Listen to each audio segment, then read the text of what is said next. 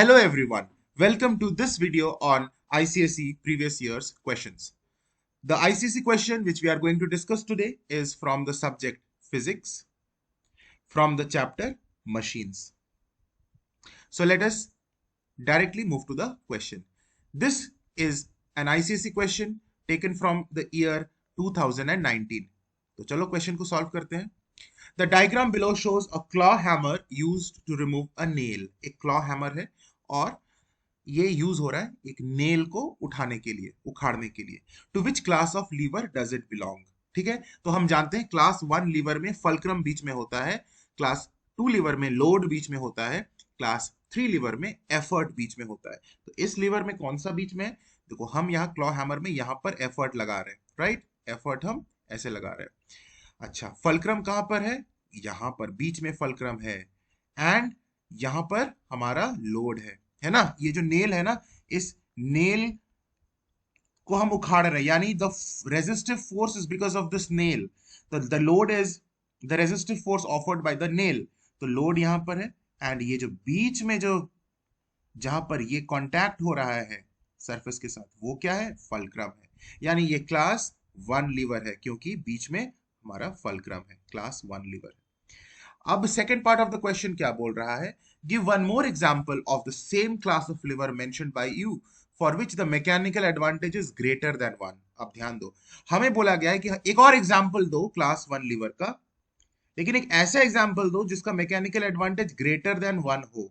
Mechanical advantage greater than 1 हो, इसका मतलब क्या है? मैकेनिकल एडवांटेज का जो फॉर्मूला होता है in terms of effort arm and load arm, that is effort arm upon load arm. यही फॉर्मूला होता है लीवर के केस में. मैकेनिकल एडवांटेज जब हम निकालते हैं तो इस फॉर्मूला का हम यूज कर सकते हैं.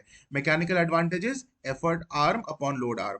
अब हमें बोला गया है कि mechanical advantage should be greater than 1, यानी this value should be greater than 1. यानी ये जो फ्रैक्शन है effort arm divided by load arm, इसका वैल्यू ग्रेटर देन 1 होना चाहिए. ग्रेटर देन 1 होने के लिए न्यूमरेटर बड़ा होना चाहिए, डिनोमिनेटर छोटा होना चाहिए.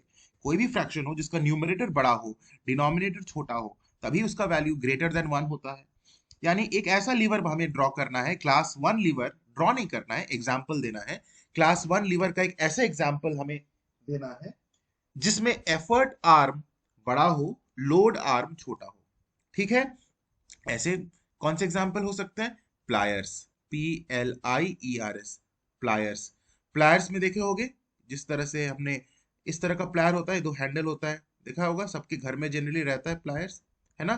तो बीच में फलक्रम है और ये जो रहता है ये होता है हमारा लोड आर्म, और ये वाला जो आर्म है ये है एफर्ट आर्म. तो EA से मैं एफर्ट आर्म लिख रहा हूँ और LA मतलब लोड आर्म, तो ये बीच में फलक्रम है.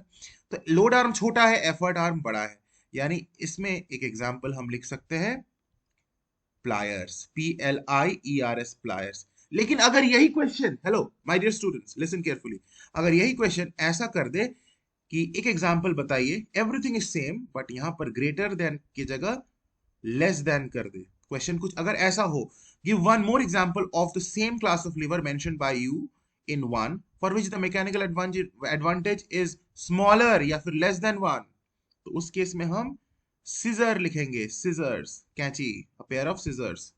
सीजर में क्या होता है? एफर्ट आर्म छोटा होता है, लोड आर्म बड़ा होता है. That means mechanical advantage less than 1 होता है. तो लेस देन 1 अगर बोले तो सीजर का एग्जांपल लिखना, और ग्रेटर देन 1 बोले तो प्लायर्स का एग्जांपल लिख सकते हो, क्राउबार का एग्जांपल लिख सकते हो. ठीक है, तो हमने यहां पर ग्रेटर देन 1 बोला है तो the answer will be pliers या फिर क्राउबार. ठीक है, या फिर बॉटल ओपनर, बहुत सारे एग्जांपल्स हैं. With this we end this video. इस तरह के प्रीवियस ईयर क्वेश्चंस पर वीडियोस रेगुलर आते रहेंगे. Subscribe to the channel if you want to attend to these videos without missing any of the videos. Thank you. God bless everyone.